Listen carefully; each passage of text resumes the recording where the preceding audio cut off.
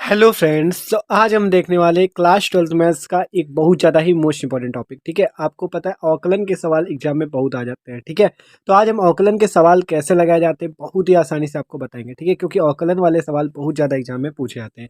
तो please video को last तक देखना, बहुत ही आसान है अवकलन करना। ठीक है, तो देखो आज हम देखेंगे अवकलन के क्वेश्चन आप कैसे सॉल्व कर सकते हो। देख सकते हो इस टाइप के क्वेश्चन आपको कैसे सॉल्व करने वो बताने वाले हैं। ठीक है, तो प्लीज़ वीडियो को लास्ट तक देखना। तो देखो बात करें अवकलन, जिसे इंग्लिश में कहते हैं डिफरेंशिएशन। क्या कहते हैं? डिफरेंशिएशन। ठीक है, आप मान लो ये वाला आपको केवल फॉर्मूला एक याद रखना है और आप पूरा अवकलन करते चले जाओगे। देखो आपको फॉर्मूला याद रखना है D upon D x, x की पावर एन का जो फॉर्मूला होता है वो क्या होता है? एन एक्स की पावर एन माइनस वन। कैसे? मतलब कि जब एक्स की पावर एन का ये जो डी अपॉन डी एक्स लिखा, मतलब एक्स की पावर एन का हम लोग क्या कर रहे हैं? अवकलन कर रहे हैं। डी अपॉन डी एक्स जो है इसका मतलब एक्स की पावर एन का हम लोग क्या कर रहे हैं? अवकलन कर रहे हैं। ठीक है, इतनी बात समझ में आ गई। आप देखो जैसे एग्जाम्पल के तौर पर मान लो हमें एक्स की पावर फोर का अवकलन करना हो, तो एन की जगह देखो इससे तुलना कर लो, एन की जगह इस पे क्या है? एन की जगह क्या है? फोर। एन की जगह क्या है? फोर है। तो हम यहाँ पे एन की जगह क्या लिख देंगे? फोर फॉर्मूले में, और एक्स और फिर एन माइनस वन मतलब फोर माइनस वन। ठीक है, और सॉल्व कर लेंगे, कितना आ जाएगा? Four x cube. इसी प्रकार से मान लो एक्स की पावर फाइव का आपको करने कह दें, तो एन की जगह क्या हो जाएगा? फाइव, और एक्स फिर एन की जगह क्या हो जाएगा? फाइव और माइनस वन। ठीक है, तो कितना आ जाएगा? फाइव एक्स की पावर फोर। फाइव एक्स की पावर कितना आ जाएगा? फोर। तो ये हो जाएगा, आप आसानी से कर सकते हो। ठीक है, तो देख सकते हो एकदम केवल फॉर्मूला याद रखना और पूरा आप आसानी से सॉल्व कर सकते हो। ठीक है, तो आप देखो ये वाला क्वेश्चन देखते हैं और आसानी से इसे देखते हैं कैसे सॉल्व करेंगे हम लोग। ठीक है, तो देखो क्वेश्चन कह रहा है x equal to two a t square, y equal to a t की पावर फोर का अवकलन कीजिए तथा d y by d x का मान ज्ञात कीजिए। ठीक है, तो देखो d y by d x का मान ज्ञात करना है, तो बहुत ही आसान क्वेश्चन है। तो देखो इसको कैसे सॉल्व करेंगे हम लोग। तो लिखते हैं x equal to two a t square, x equal to two a t square है। आपको d y by d x का मान दिया है। ठीक है, और आपको टी स्क्वायर भी है।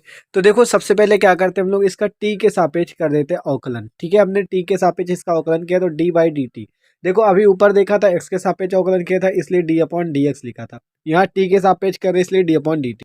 ठीक है, डी अपॉन डी टी, और यहाँ पे एक्स हो गया डी अपॉन डी टी, इधर टू एटी स्क्वायर। ठीक है, एकदम आसान। आप देखो क्या होगा, अब आपको एक चीज देखना है। देखो यहाँ पे जो टू ए है इसका तो आपका टी के सापेक्ष एक्स का तो कर नहीं पाओगे, तो इसको वैसे ही लिखा रहने देना है। आप जब टू एटी स्क्वायर का करना है तो यहाँ पे जो टू ए है ये क्या होगा? कांस्टेंट होगा। क्या होगा? कांस्टेंट। और ये जो टी स्क्वायर है इसका टी के सापेक्ष करना तो अवकलन हो जाएगा। तो जो कांस्टेंट हो आपको उसको सिंपल बाहर निकाल लेना है। देखो टू ए को हमने बाहर निकाल लिया। अब मान लो एग्जाम्पल के तौर पर आपको फोर एक्स का अवकलन करने को हम कहें, आपका ये जो फोर है ये कांस्टेंट होगा इसलिए आपको फोर को बाहर निकाल लेना है और एक्स का अवकलन आसानी से कर देना है। ठीक है, तो इसी प्रकार से आपको क्या करना है, यहाँ पे टू ए कॉन्स्टेंट है इसलिए टू ए को बाहर ले लेना है और d upon d t t square का अवकलन कर देना है। ठीक है, तो two a into t square का अवकलन करोगे तो कितना आ जाएगा? देखो एकदम आसान, एन एक्स की power n minus n formula था आपका। ठीक है, तो जैसे एक्स था वैसे टी है। ठीक है, तो एन की जगह कितना है? टू, तो टू लिख दिया। फिर एक्स की जगह क्या है? टी, तो टी लिख दिया। फिर एन माइनस वन, तो एन की जगह क्या है? टू माइनस वन, तो टू टी टू की पावर माइनस वन, तो कितना आ जाएगा? Two t. मतलब फॉर्मूला यही, एक्स है तो टी, यहाँ पे टी है वहाँ एक्स था, कोई दिक्कत नहीं। ठीक है, तो टी स्क्वायर का अवकलन कितना आ गया? Two t. ठीक है, देख सकते हो टू टी आ गया। तो टू ए का आप टू टी से गुणा कर दोगे तो कितना आ जाएगा? Four a t. तो ये हमारी वैल्यू किसकी है? D x upon d t की। हमें वैल्यू निकालनी d y by d x की। ठीक है, याद रखना d y by d x निकालना है, तो हमने इसको मान लिया समीकरण नंबर ए। आप देखो दूसरा हमें वैल्यू दी गई है y equal to a t की पावर फोर।